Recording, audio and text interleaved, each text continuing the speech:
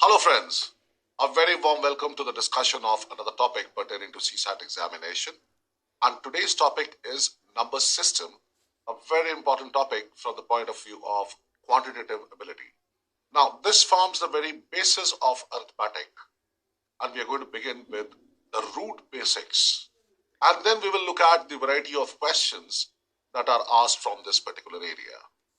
Now first of all, let us know about numbers. First, we will talk about two categories of numbers, rational numbers and irrational numbers. Now, any number which can be expressed in the form of P by Q, where Q is not equal to 0. So this will include integers, decimals, fractions. Now, these all are rational numbers. Then what are irrational numbers? Now we can say that irrational numbers are those numbers which cannot be expressed in P by Q form.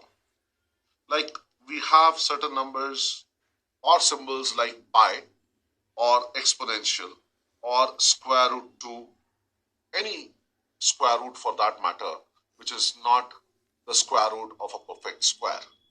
Now what is an integer? Now firstly, an integer is represented by the letter Z, as you can see here. The complete numbers in counting, positive or negative. Now we know that there is something called a number line. If this is where 0 is, this shall be 1, 2, 3, 4 and so on. And less than 0, we have numbers like -1, -2, -3, -4. So these are counting numbers, 1, 2, 3, 4 or 0 or even -1, -2, -3, -4. So as to say, there are different types of integers. So let us first of all talk about positive integers. Again, it is denoted by Z plus. Now, positive integers are the ones which are greater than 0. The counting numbers starting from 1, 2, 3 up to infinity. Now, similarly, we have negative integers which are less than 0, denoted by Z minus. These are integers which are less than 0, for example, -1, -2, -3 and so on. Now, there is another kind of an integer which is called a neutral integer. So 0 is neither positive nor negative, hence it is the only neutral integer. Now the types of positive integers. First, we have natural numbers denoted by n. All the positive counting numbers starting from 1, 1, 2, 3, 4 up to infinity. Now in natural numbers, we have even numbers, the numbers which are divisible by 2, 2, 4, 6, 8, 10, etc. And odd numbers, numbers which are not divisible by 2. That is 1, 3, 5, 7, 9, 11, 13, 15, 17, 19, etc. Then what are whole numbers? Now 0, when followed by natural numbers, together form the set of whole numbers. So if we write the series of whole numbers, we shall start with 0, then followed by 1, 2, 3, 4, which are natural numbers. So 0 followed by natural numbers is actually the whole numbers. It is denoted by W. Then we have prime numbers. Now, if you have already watched the video for number series, there also we have discussed about prime numbers. And if you haven't, then this is a recap for you. Prime numbers are those numbers which have exactly two factors. Which ones? Itself and the digit 1. For example, 2, 3, 5, 7, 11, etc. All these numbers have only two factors, itself, the number itself, and the number 1. They are not divisible by any other number apart from themselves and number 1. Then what are composite numbers? Composite numbers are those which have at least 3 factors. Now, prime numbers have exactly 2 factors and more than 2 that is, at least 3 factors will be there for the composite numbers. So these are 4, 6, 8, 9, 10, 12, 14, 16, 25, 18, 36, 106. Now, by the way, apart from 2, every other number is a composite number because 2 is the only even prime number, except 2, all the other prime numbers are odd numbers. Now, one thing that you must note here is that number 1 is neither prime nor composite. Many a times this question has been asked in interviews of various examinations also, that why is it that number 1 is neither prime nor composite? By the definition of a prime number, it has 2 factors, whereas a composite number has at least 3 factors, and 1 has only 1 factor, that is itself. So by definition of prime numbers and composite numbers, we can say that number 1 does not fit into any of these 2. Hence, 1 is neither prime nor composite number. So let us talk about prime numbers now. 1 to 50, there are 15 prime numbers. Well, as I said, 2 is the smallest and the only even prime number. As you can see, apart from 2, there cannot be any other even number which will become a prime number. Why? Because any other number apart from 2, let us take an example of another even number, let us say 64. It is divisible by itself, it is divisible by 1. Apart from that, it has so many other factors, 2, 4, 8, 16, and 32. So hence, it cannot be a prime number, it's a composite number. Now, starting from 1 to 50, there are 15 prime numbers which are 2, 3, 5, 7, 11, 13, 17 and 19, 23, 29, 31, 37, 41, 43 and 47. Whereas from 51 to 100, there are 10 prime numbers, and these are 53, 59, 61, 67, 71, 73, 79, 83, 89, 97. Now please know this, that 97 happens to be the only prime number in the 90s. Now some of you might have a doubt that what about 91? Is it a prime number? Well, kindly remember, and it will be useful for you in certain questions also, that 91 is 13 into 7. So hence it has more than 2 factors. 91 is a composite number. So when we find that 1 to 50 we have 15 prime numbers, 51 to 100 we have 10 prime numbers. So in total from 1 to 100 there are 25 prime numbers. Now you must memorize these 25 prime numbers because they will be of huge importance when it comes to solving questions based on number series and even in number system. Now we saw that from 1 to 100 there are 25 prime numbers. Now kindly know that from 101 to 200 there are 21 prime numbers, and somehow you need to remember them. Now these are the numbers which are there in front of you. Now how to find out whether a given number is a prime number or not between 101 to 200? Well, that is exactly where divisibility rules will also come into play. Now first, let us write down all the odd numbers from 101 to 200, because 2 is the only even prime number, which means that all the prime numbers from 101 to 200 shall be odd numbers only. So there are 50 odd numbers and 50 even numbers. So even numbers we will eliminate. Now out of these 50 odd numbers, we will eliminate the 10 multiples of 5, which are those 105, 115, 125, 135, 145, 155, 165, 175, 185, 195. We have eliminated them. Now let us have a look at the remaining numbers.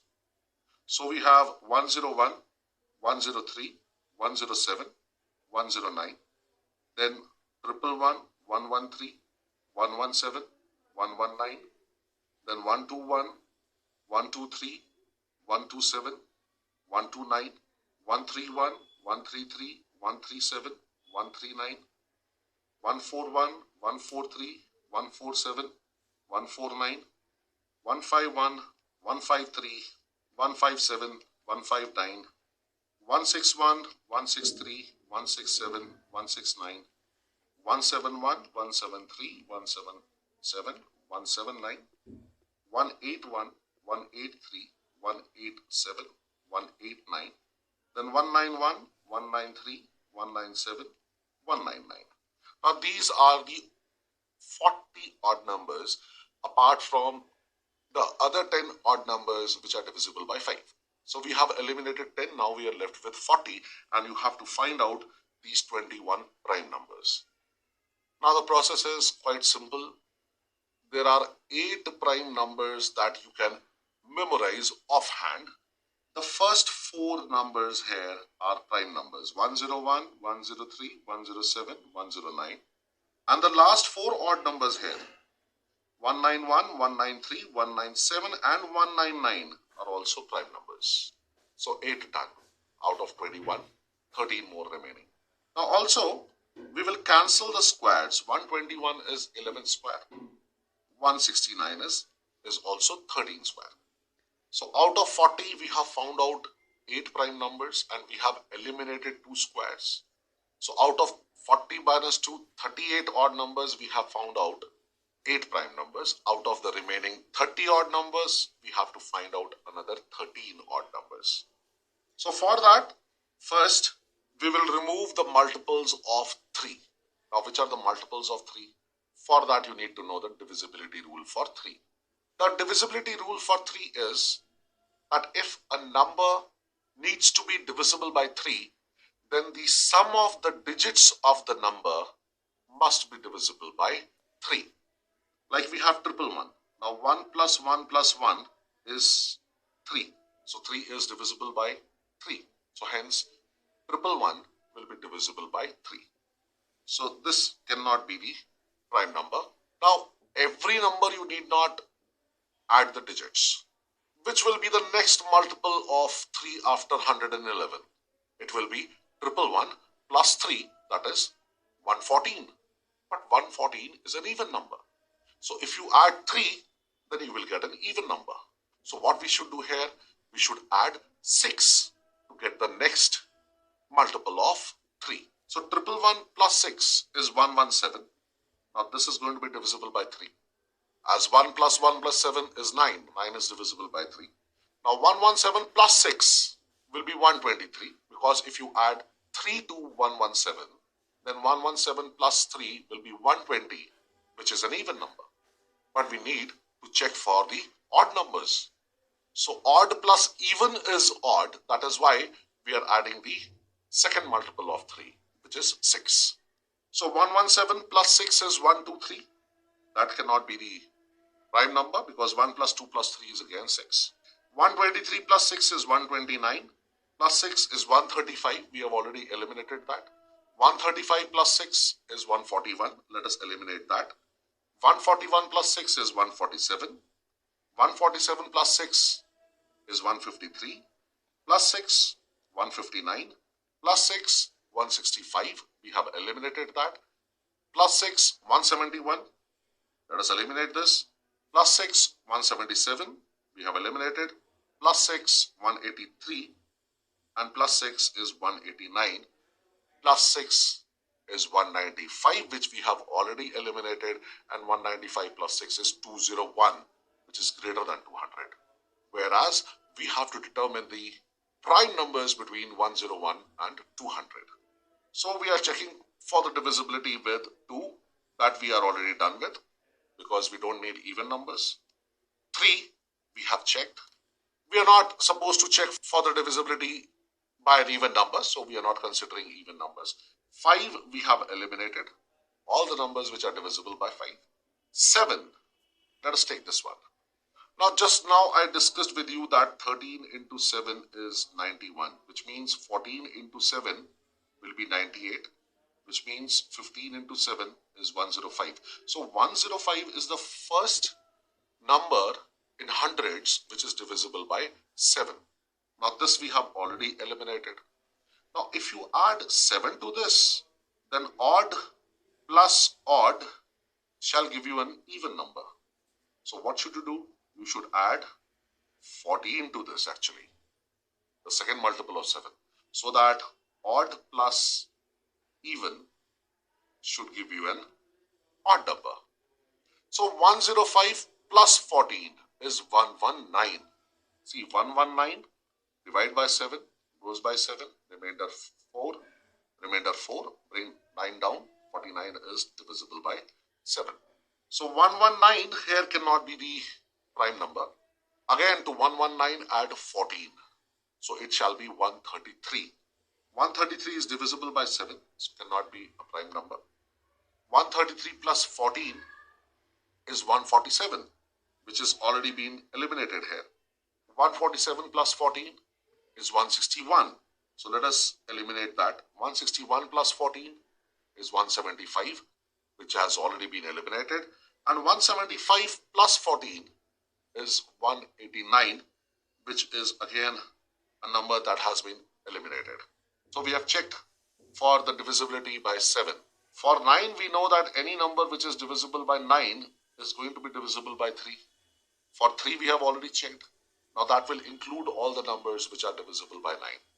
So 9 is out. Next is 11. Now what is the divisibility rule for 11? We know that the difference between the sum of the alternate digits should either be 0 or a multiple of 11. Now better than that, you know that 11 into 9 is 99. And 99 plus 11 is 110, which is even. And 110 plus 11 is 121, which is 11 square. Now 121 we have already eliminated here. So 121 plus 22, the second multiple of 11, which is even. So 121 plus 22 is 143, which we shall eliminate now. 143 plus 22 is 165, which is a multiple of 5. We have already eliminated that. 165 plus 22 is 187, which we shall eliminate now. And 187 plus 22 is a number which is greater than 200. So let's not consider that. Now you need not check for the divisibility by 13, 17, 19 and all. That's not required. Now we have the other 13 prime numbers. So let's count from the beginning. So we have 1, 2, 3, 4. That is 101, 103, 107, 109. Then 113 is the fifth one. Then 127 is the sixth one. 131 is seventh. 137 is eighth. 139 is ninth. 149 is 10th. 151 is 11th. 157 is 12th. 163 is 13. 167 is 14. 173 is 15. 179 is 16. 181 is 17. And then we have 4 more here. 191, 193, 197, 199. So 17 plus 4, 21 prime numbers, which are given to you here in this box. But this is how you're supposed to find them in case you forget. But they are quite simple to remember. The first 4 and the last 4 should not be a problem. Then 113 has 13 in it. Somehow relate to it that there is only one number in 110s. That is 113, which is a prime number. And 127 is again one number in 120s, which is a prime number. And so on. In 130s there are 4, then 1, and so on. So somehow you will have to memorize them. And if at all you are not able to, now this is the way that you figure out or find out these prime numbers if required during the examination. But obviously you won't have that much of time, understandably. So the only alternative which is left with you is memorize them. Now what is a square? Square of a number, as most of you know, when a number is multiplied with itself, then it is called the square of the number. That is n into n equals n square. That's how we write it. And cube of a number, when the square of a number is multiplied with the number itself, then it is called the cube of the number. That is, if a number is multiplied with itself 2 times, then in that case we get the cube of the number. As you can see, n is a number. It is multiplied with itself 2 more times, once here and once here. So we get n cube. Or simply n into n square should give us n cube. Now, it's important for you to memorize squares from 1 to 40. Now, most of these you already remember. And this is a table for providing you with the ease of having squares at one place. Now, you do remember all these squares. 1 is 1, 2 is 4, 3 is 9, 4 is 16, and so on. Till 10, it should not be a problem. 11 also is not a problem. 12 is 144. And apart from that, 20 square is 400, then 30 square is 900, 40 square is 1600, and most of you remember that 25 square is 625. So please figure out a way of memorizing these squares. It is a must that you memorize squares from 1 to 40. Now coming on to cubes. You should memorize cubes from 1 to 16. Again, that's quite simple because most of the cubes you already remember. Now, all these cubes are at one place in this table. So, 1 is 1, 2 is 8, 3, 27, 4, 64, 5, 125, 6, 2, 16, 7, 3, 43, 8 is 5, 1, 2, 9 is 729, 10 you know is 1000. 11 is 1331, 12 is 1728, 13 is 2197, 14 is 2744, 15 is 3375, and 16 is 4096. Now there is something that you must notice here, and that is there are 4 such numbers in these two tables which are both squares as well as cubes. So a number which is both square and cube, which means it is a square as well as a cube, that means it has to be x power 6. Because x power 6 can be written as x square whole cube, which can be written as x cube whole square. So it's a square as well as a cube. So when x is equal to 1, then you get the value as 1. So 1 is a number which is square of 1 and cube of 1. When you put the value of x as 2, 2 raised to 6 is 64. Now 64 is 8 square and 4 cube. When you put the value of x as 3, you get 3 to the power 6, which is 729. Now 729 is 27 square as well as 9 cube. And when you put the value of x is equal to 4, then 4 raised to 6 is 4096, which is 64 square as well as 16 cube, as you can see here. So please remember these 4 numbers which are of huge importance: 1, 64, 729 and 4096. These 4 numbers are both squares as well as cubes. Now simple basics of addition, subtraction, very simple ones I'll take up here. We know that a positive quantity when added with positive quantity results in a positive quantity. Now for that we know 5 plus 2 is 7, both are positive quantities.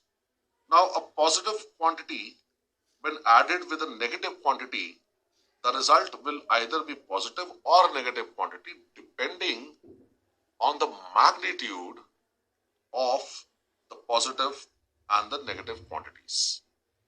If the absolute value of positive quantity is greater than the absolute value of negative quantity, in that case the result is going to be positive.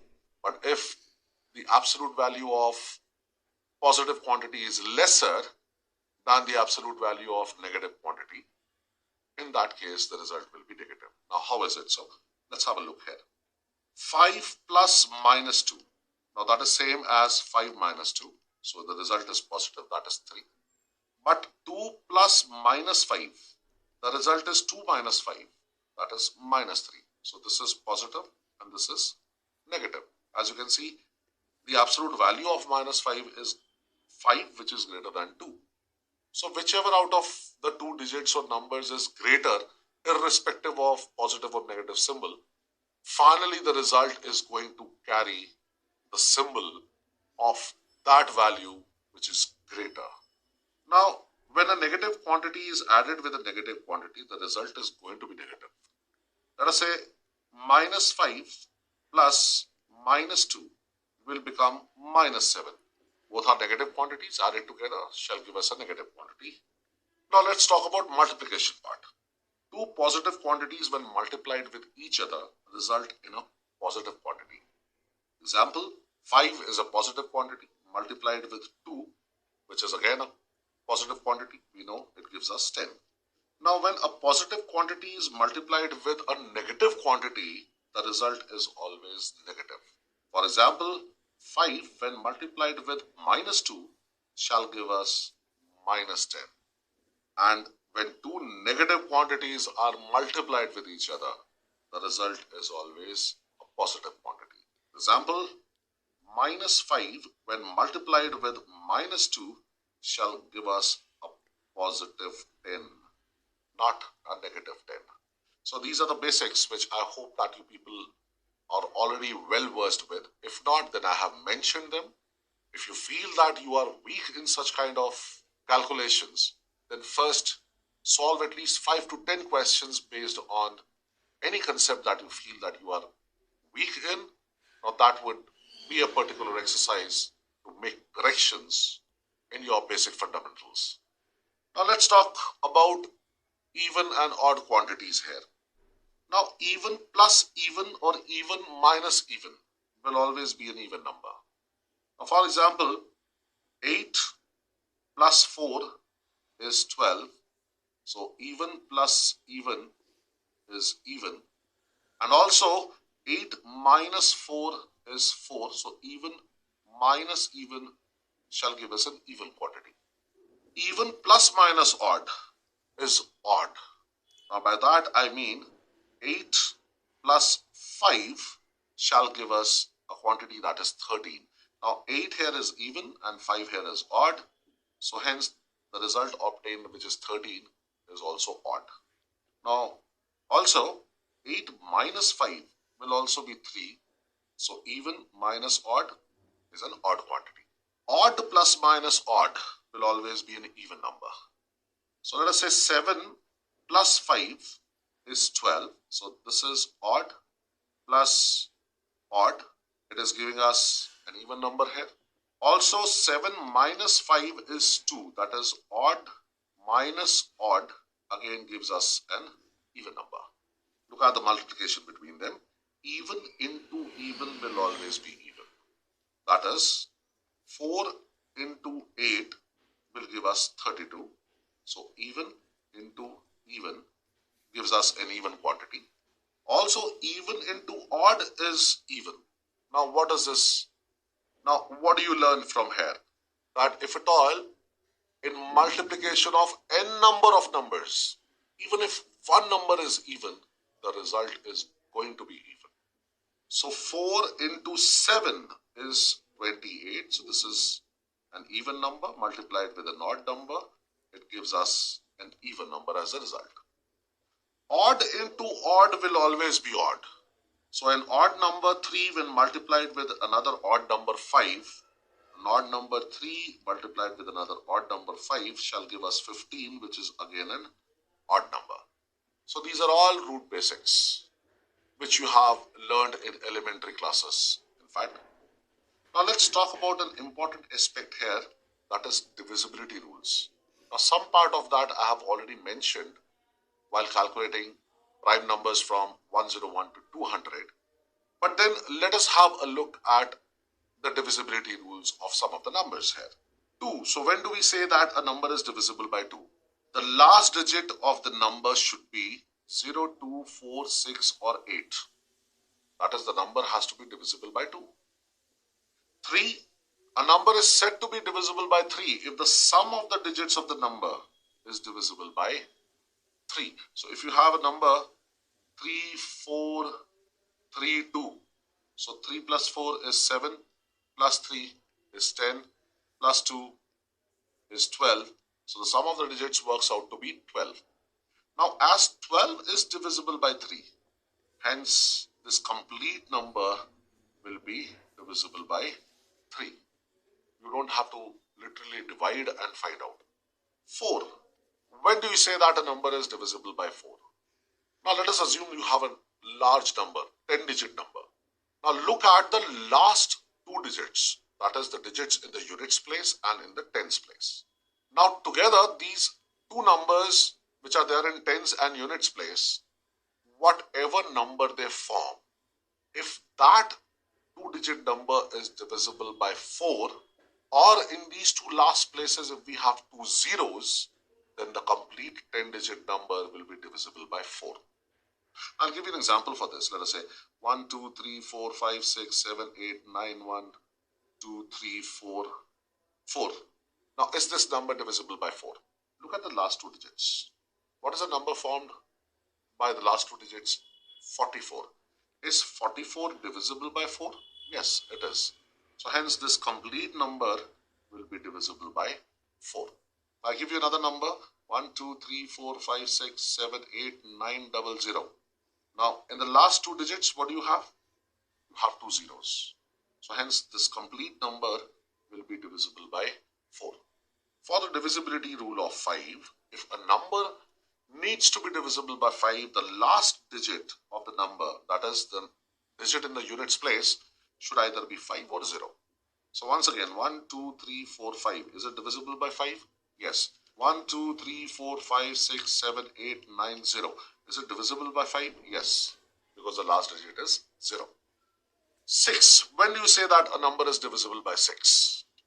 See, every number which is divisible by both 2 and 3 will be divisible by 6. Now, if a number is divisible by 2, then that number becomes an even number. So, in short, we can say all those even numbers which are divisible by 3 will be divisible by 6 as well. 7. Now, actually, it will be much more faster if you divide the number by 7. But still, you have a rule here. Let's have a look at that rule. The result obtained after subtracting twice the last digit from the rest of the number, it should be divisible by 7. Now, what does that mean? Let us take up a number here, and that is 343. Now, you know that 343 is cube of 7. So, anyhow, it is going to be divisible. But then, let's see, by this rule, how do you find that this is divisible by 7? So, let's divide this by 7. If you divide this, it will take lesser time. But still, I will explain the process to you. Now, this is the last digit. That is 3 in the units place. Let's double it. What does it become? When you multiply it with 2, it becomes 6. Now, reduce this from the remaining numbers on the left hand side, that is, remove the last digit, then whatever is the number formed by the remaining digits, from that you subtract this double of 3, that is 6. So 34 minus 6 is 28. So you know that 28 is 7 into 4. It is divisible by 7. Hence, this complete number will be divisible by 7. Now you see, if you divide 343 literally by 7, you know that it is not going to take you much time. So that is why this particular rule which has been devised for 7 may not be that effective. Comparatively, you can directly divide by 7 if at all it is required for solving the question. 8. Now the number formed by the last 3 digits should be divisible by 8 or should be 3 zeros. Now what do I mean by that? Now let us say you have a number 1, 2, 3, 4, 5, 6, 4, 8. Now look at the last 3 digits. The number formed by the last 3 digits is 648. Now you know that 64 is divisible by 8. 8 8 is 64. Then 8 is also divisible by 8. So as 648 is divisible by 8, hence this complete number shall be divisible by 8. Now also, if you have a number 1, 2, 3, 4, 0, 0, 0, last 3 digits are 3 zeros, then also this number will be divisible by 8. Now here I would like to address a particular rule or a concept for divisibility rules for powers of 2. Let us say we have 2 power n, alright, and then let us see what is its value. Last n digits. Now the number formed by the last n digits should be divisible by 2 power n, or if the last n digits consist of zeros. Now 2 power 1, what is the value? Value is 2. Now what is the value of n here? The value of n here is 1. So the last digit should be divisible by 2 or should be 1 0. What about 2 power 2? The value is 4. So the divisibility rule for 4. For that, have a look at the power of 2, which is 2. So number formed by the last 2 digits of a number, that should be divisible by 4. That is 2 power n, or n zeros. N zeros means 2 zeros. The value of n here is 2. What about 2 power 3? That is 8. We have discussed that. So the last 3 digits, the number that they form should be divisible by 8 or should be 3 zeros. Now it becomes very simple for us to find out the divisibility rule for 2 power 4, which is 16. The value of n here is 4. So the number formed by the last 4 digits of a number should be divisible by 16, or the last 4 digits should be 4 zeros. Now 2 power 5, the value of n here is 5. What is the value of 2 power 5? It is 32. So the last n digits, what is the value of n here? 2 power 5, so the value of n is 5, the power. So last 5 digits, whatever the number that they form, that should be divisible by 32. Then the complete number will be divisible by 32, or n zeros. The value of n here is 5, 2 power 5, right? That is 32. So 5 zeros. Likewise for 64, 6 zeros, and so on. Last 6 digits form a number which is divisible by 64. Then the complete number will be divisible by 64. So anyhow, we move on to the next one. That is now 9. The sum of the digits should be divisible by 9. So if you have a number 1, 2, 3, 0, 5, 7. Now is it divisible by 9? So add these digits. 1 plus 2 is 3, plus 3 is 6, plus 0 is 6, plus 5 is 11, 11 plus 7 is 18. Now since 18 is divisible by 9, now this complete number will be divisible by 9. Now the case is similar to the divisibility rule for 3. Now what was the divisibility rule for 3? The sum of the digits of a number should be divisible by 3. Now similarly for 9, the sum of the digits of the number should be divisible by 9. So the rule for 3 should go like this. 3 power n, let us say 3 power 1, and we have the value here is 3.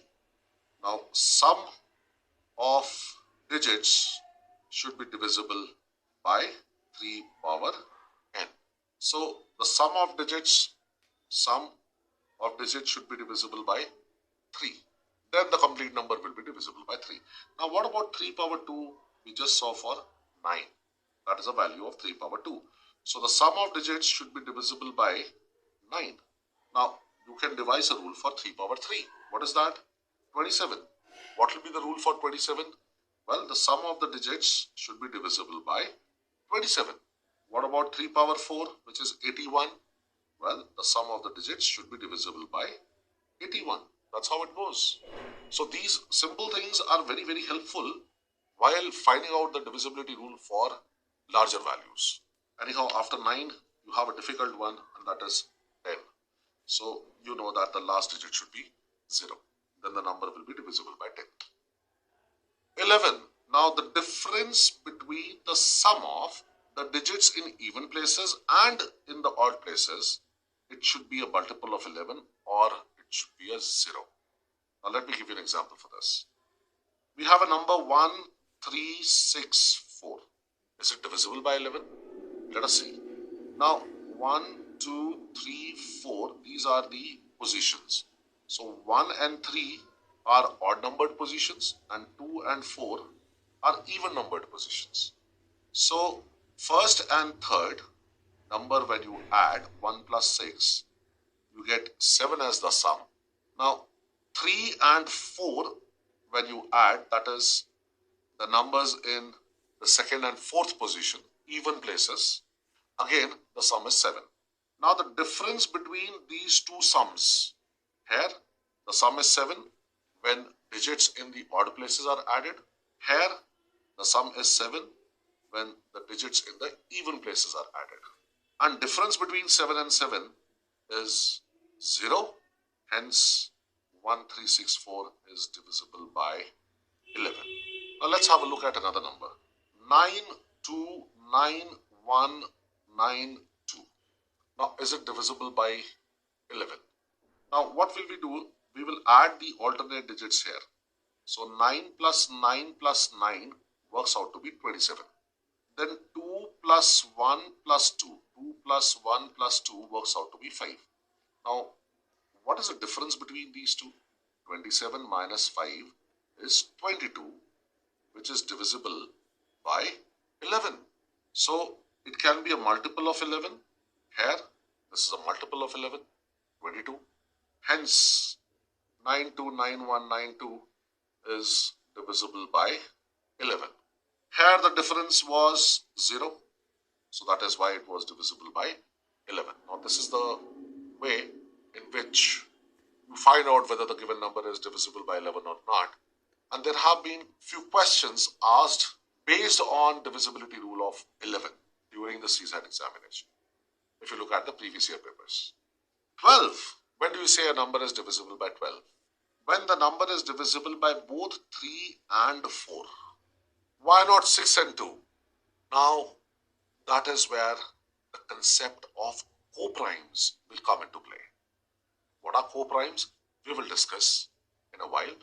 But please know this, that the factors, that the pair of factors that you take here, they have to be coprimes. Now what are coprimes? In short, those numbers which have their HCF as 1. 3 and 4, highest common factor is 1. 6 and 2, highest common factor will be 2. 13, again you can divide the number by 13. Literally, it will take much lesser time if you just want to know. If you just still want to know about the rule, I will give you an example and explain this to you. Now the number obtained after adding 4 times the last digit of the remaining number should be divisible by 13. Now let us take an example here. 1, 3, 2, 6, 3, 9. Is this number divisible by 13? Actually it is, because 13 ones are 13, 13 twos are 26, 13 threes are 39. So you could actually divide this. But if not, then you can still use this rule. I'll teach you how to use this rule. Take the last digit, that is 9. Now take 4 times 9, that is what? 36. Add 36 to this, the remaining number. So what you get now is 13299. Once again, take the last digit, multiply it with 4. What do you get? 36. So 9 plus 6 is 15, 2 plus 3 plus 1 shall be 6. So we get a 1365. Again take the last digit, 5, multiply it with 4. We get a 20. So what do you get? 156. Take the last digit here, 6 into 4. That is 24. 24 plus 15 is 39, which is divisible by 13. So hence the complete number is divisible by 13. For smaller numbers, let us say we take the number 91. Is it divisible by 13? Well, take the last digit, 1, multiply it with 4. Add it to the remaining number. Add it to 9, which is remaining. So what you get now is a 13, which is obviously divisible by 13. Let's take the case of 169. Now take 4 times 9. It becomes 36. If you add 36 to 16, you get a 52. Now 52 again, you know, is divisible by 13. Or else take 4 times 2, that becomes 8. 8 and 5 again gives you 13, which is divisible by 13. Quite simple, right? But then it will actually save you a lot of time if you simply divide the number by 13. So that is why usually people don't use these rules for 7, 13, 17 and 19. They would prefer to divide the number by these four. Now, number 14. What is the divisibility rule for 14? Even number divisible by 7, or you know that 14 is written as 2 into 7. So any number which is divisible by both 2 and 7. Now any number divisible by 2 will be an even number. So you can say even multiples of 7 will be divisible by 14. 15. Now how do you write 15? 15 is 3 into 5. So any number which is divisible by both 3 and 5 will be divisible by 15. 16. I had already explained to you last 4 digits, because this happens to be 2 to the power 4. So last n digits, that is last 4 digits of the number, should be divisible by 16, or should be 4 zeros. Remember, this is the value of n here. Alright. 17. Let me just take you through the divisibility rule for 17. Although I would suggest that don't use that rule. But if at all you still feel comfortable, for smaller numbers you can go ahead and use the rules of 7, 13 and 17, but not for bigger numbers. Now 5 times the last digit of the number should be subtracted from the remaining number. Then the result should be divisible by 17. Now let us take a number that is 17, 34 and 51. 1, 7, 3, 4, 5, 1. These are multiples of 17. 17 ones are 17, 17 twos are 34, 17 threes are 51. Quite simple actually. But still, we will take 5 times the last digit, that is 1, and we will subtract it from the remaining number. Now what do you get? 17340. Again, 5 times 0 is going to be 0. So you should get 1734 only. Now 5 times 4 is 20. Reduce that. So you get 153. Now in 153, take 5 times 3 and subtract it from 15. You get a number 0. So hence, this complete number is divisible by 17. Take a smaller number. Let's take 289. Now what is 289? Actually it is 17 square. But still let us employ this. 9 into 5 is 45. And 28 minus 45 is minus 17.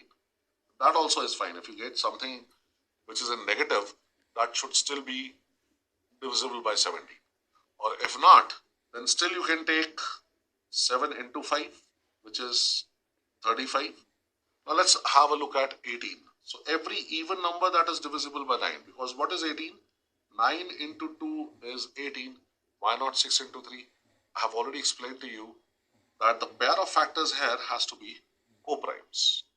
Now see, 18, how can you write? 1 into 18 is 18. Now 2 into 9, then 3 into 6. Now you can't say that a number is divisible by 18 if it is divisible by 1 and 18. That doesn't make sense. So anyhow, if the same number appears in the pair, we will not accept that pair. So now we are left with 2 pairs, 2 and 9 and 3 and 6.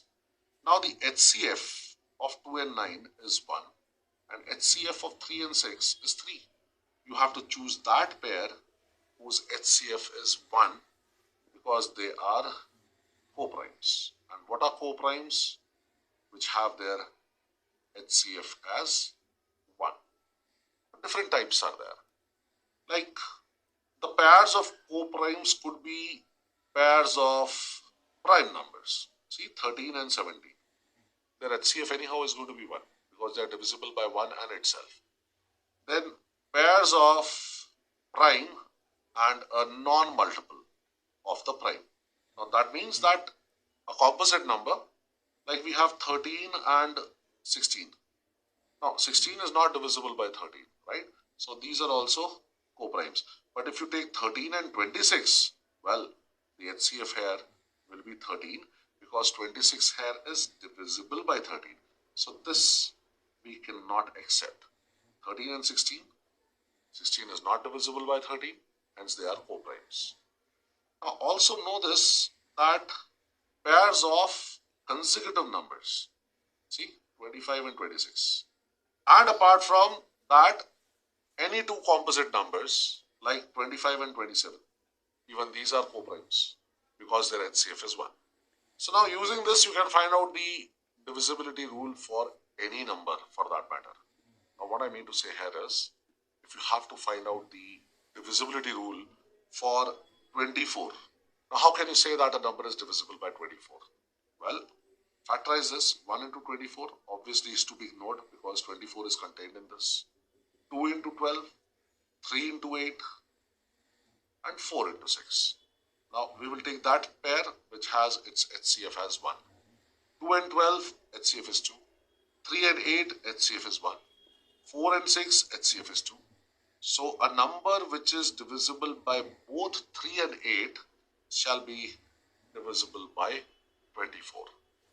So whenever a question is asked about a number is divisible by 24, if it is divisible by, and then there would be 4 choices, 3 and 8, 2 and 12, 6 and 4, none of these, whatever. Then this concept of coprimes you have to keep in your mind. Now some important formula here. Sum of initial n natural numbers is n into n plus 1 by 2. Let us say you have to find out the sum of first 5 natural numbers. So 1 plus 2 plus 3 plus 4 plus 5. You know the sum is 15. That is the answer. But rather than doing that, you can simply write it as 5 into 6 by 2. 2 and 6 cancel by 3. So you get 15. What if you have to find out the sum of first 68 natural numbers? Then what do? You cannot keep on adding them up, right? So you will have to use this formula, a simple one. So here we have sigma n equals n into n plus 1 by 2. The sum of squares of n initial natural numbers, that is sigma n square. Kindly remember, it is n into n plus 1 into 2n plus 1 by 6. See, if you had to find out the sum of squares of initial 3 natural numbers, then it would be 1 square plus 2 square plus 3 square. That is 1 plus 4 plus 9. That is 14. That's quite simple, isn't it so? But if you have to find out the sum of squares of initial 20 or 10 or 15 natural numbers, then you please make sure that you use this formula. The sum of cubes of n initial natural numbers is n into n plus 1 by 2. That is, this formula has been included here, but this time we will take its square to find out the sum of cubes of initial natural numbers. So if I ask you the sum of cubes of first 3 natural numbers, it will be quite simple. 1 cube plus 2 cube plus 3 cube, that is 1 plus 8 plus 27, which is 36.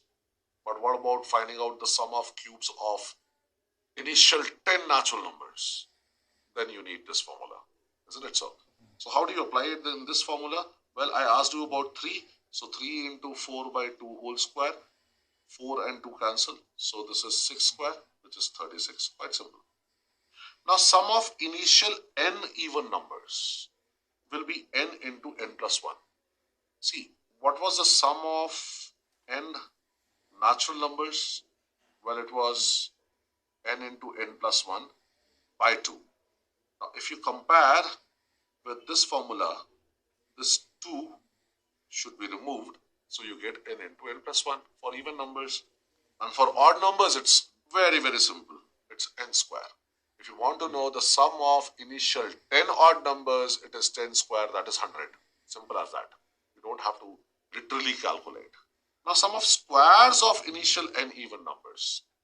Now that shall be written as 2n into n plus 1 into 2n plus 1 by 3. Now you can actually remember it in a very good way. You know that sigma n square, or sum of squares of n natural numbers, is n into n plus 1 into 2n plus 1 by 6. Now this 6 I can write as 2 into 3. Isn't it so? So let's remove this. Now this 2, I am taking it here, and 3 I am taking in the denominator. So this becomes 2n n plus 1 to n plus 1 by 3. Simple way of memorizing this. Now sum of squares of initial n odd numbers is n into 4n square minus 1 divided by 3. So this is something that you need to memorize.